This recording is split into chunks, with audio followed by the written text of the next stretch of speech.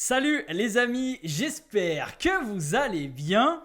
On se retrouve aujourd'hui pour comparer le tout nouveau casque de Beats, le Studio Pro, versus les AirPods Max d'Apple. D'après les caractéristiques techniques, les AirPods Max viennent d'être anéantis, mais ce qui m'intrigue, ce sont les éléments comme la qualité sonore, la réduction de bruit active, le confort et plus encore. Alors installez-vous confortablement comme d'habitude et on regarde tout ça. Allez, c'est parti, showtime!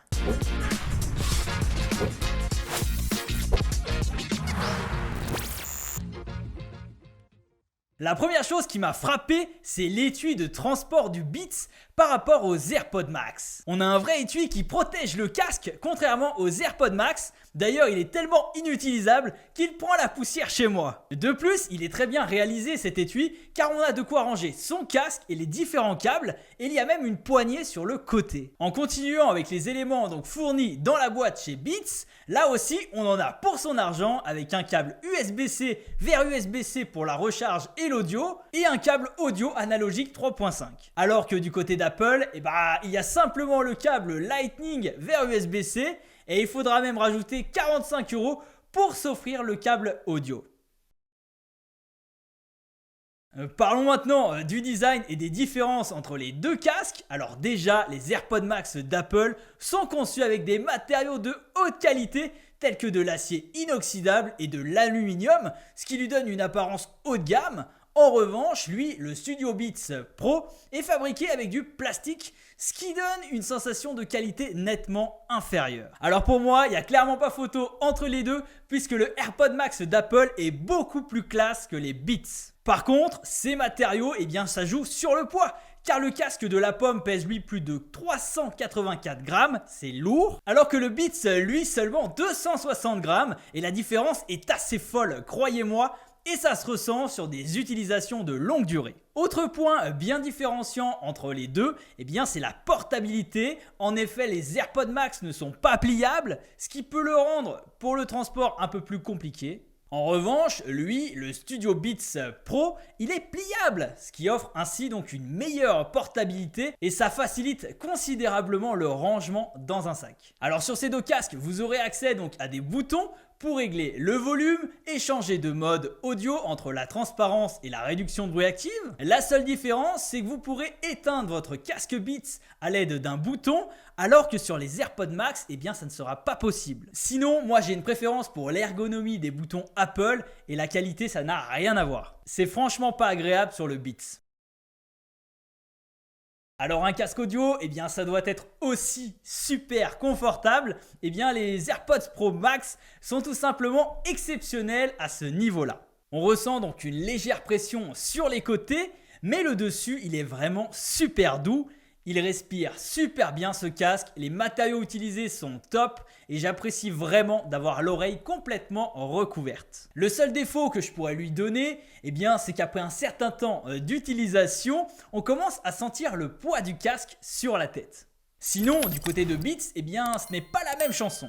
Dans son ensemble, le casque est confortable et son poids est un véritable atout car on ne le sent pas sur la tête. Par contre, quelques remarques, déjà les matériaux utilisés ne sont pas respirants, donc on transpire dedans assez vite, surtout en été, et les oreillettes n'englobent pas toute l'oreille. Et pour être un utilisateur des AirPods Max, je trouve ça un peu gênant malheureusement.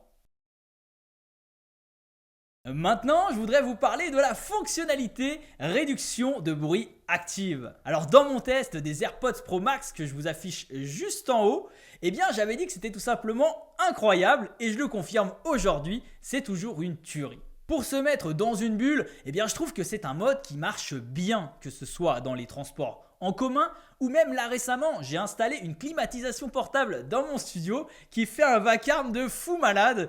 Avec ça, je ne l'entends plus.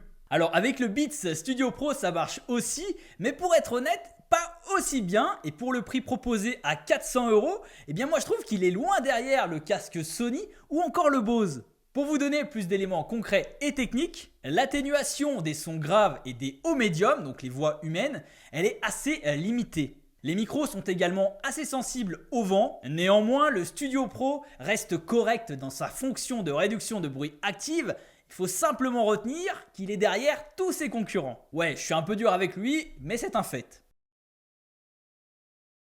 Je vais pas m'étendre sur le mode transparence car il fonctionne aussi bien sur les AirPods Max d'Apple qu'avec le Studio Pro de Beats. On peut sans problème discuter avec le casque sur les oreilles, donc c'est une égalité parfaite ici. J'aurais pas de préférence entre les AirPods Max et le Beats Studio Pro.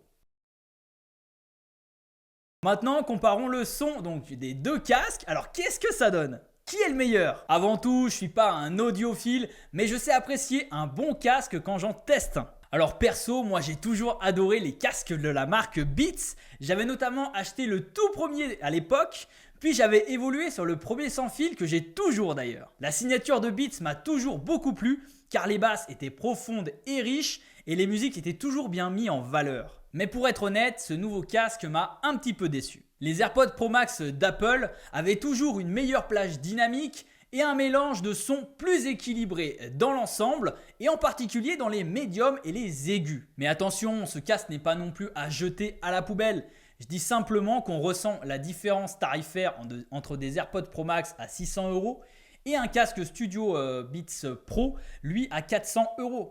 Là, effectivement, pour moi, il y a quand même un petit monde d'écart entre les deux casques.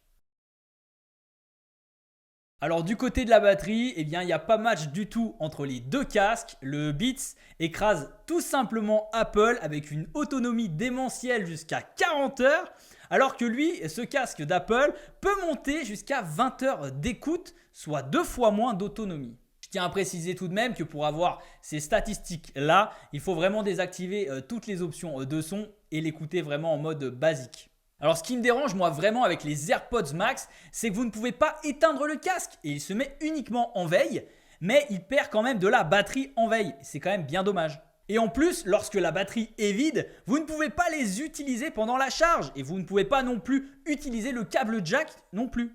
Vous êtes obligé de les recharger. Alors qu'avec les Beats, aucun problème. Vous avez le bouton pour l'éteindre et même si vous n'aviez plus de batterie avec le casque Beats, eh bien il n'y a pas de panique là-dessus puisque vous pouvez le brancher et écouter la musique en même temps. Il se recharge et vous écoutez la musique. C'est tout simplement génial. Je veux ça sur les prochains AirPods Pro d'Apple. Pour terminer donc la comparaison des deux casques et avant de vous donner donc mon avis final, je voulais tout de même vous dire que je trouve ça dommage quand vous enlevez vos écouteurs Beats que la musique continue de tourner. Ça c'est vraiment catastrophique. Alors qu'avec les AirPods Pro Max, hop, vous enlevez le casque, la musique se met en pause. Et ça, c'est tout simplement incroyable sur le casque d'Apple. C'est bien dommage de ne pas l'avoir sur ce casque Beats. Également, vous êtes en train d'écouter de la musique sur votre Mac, par exemple avec votre casque Apple. Eh bien, vous recevez un appel sur votre iPhone. Hop, le transfert va se faire automatiquement entre les deux appareils. Ce qui fait que vous pouvez poursuivre votre conversation audio avec votre casque Apple. Ce qui n'est pas possible avec le Beats. Et je trouve ça super dommage, d'autant plus que Beats travaille maintenant avec Apple en collaboration sur ces casques et ils auraient pu tout simplement ajouter cette puce qui ferait vraiment toute la différence.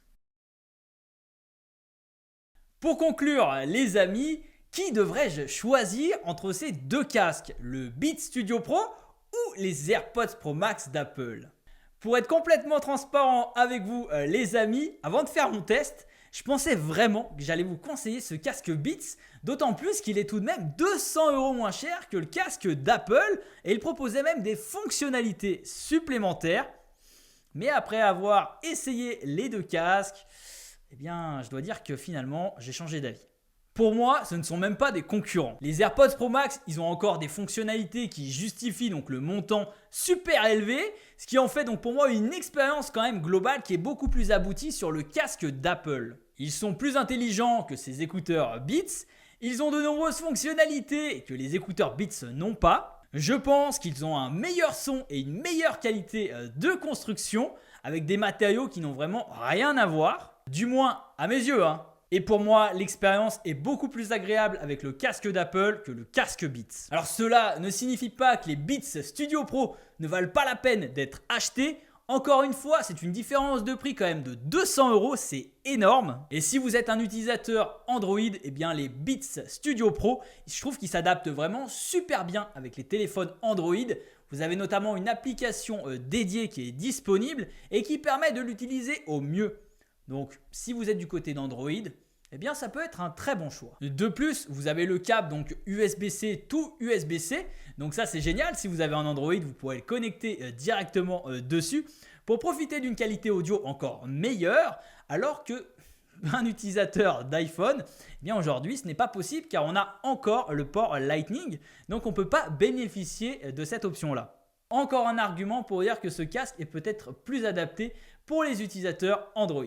Alors les Beats Studio Pro, ils ne sont clairement pas supérieurs aux AirPods Pro Max d'Apple, et la différence de prix plus élevée pour les AirPods d'Apple, eh bien pour moi, après avoir examiné vraiment les produits, je dois dire qu'elle est totalement justifiée. Et à mon sens, le casque Beats est même trop cher pour toutes les caractéristiques et ce qu'il propose aujourd'hui. Il est quand même très mal placé dans le marché des casques audio. Par rapport à son tarif, le Sony ou encore le Bose, pour moi, sont clairement supérieurs en tout point. Donc, je pensais vraiment vivre une bonne expérience avec ce casque. Et pour être complètement transparent avec vous, les amis, je pense que c'est vraiment pas la bonne alternative. En tout cas, entre le casque d'Apple et le casque Beats, il n'y a clairement pas match et mon choix est fait pour le casque d'Apple. Voilà, cette vidéo est déjà terminée, était quand même plutôt longue. J'ai essayé de vous apporter un maximum d'éléments pour que vous puissiez faire un choix. Maintenant, voilà, à vous de prendre la bonne décision. Regardez les plus et les moins, voir ce qui vous correspond ou non et de prendre la décision en fonction de tout ça. Voilà, en tout cas, prenez soin de vous les amis et on se retrouve très vite pour de nouvelles vidéos. Allez, à la prochaine, salut!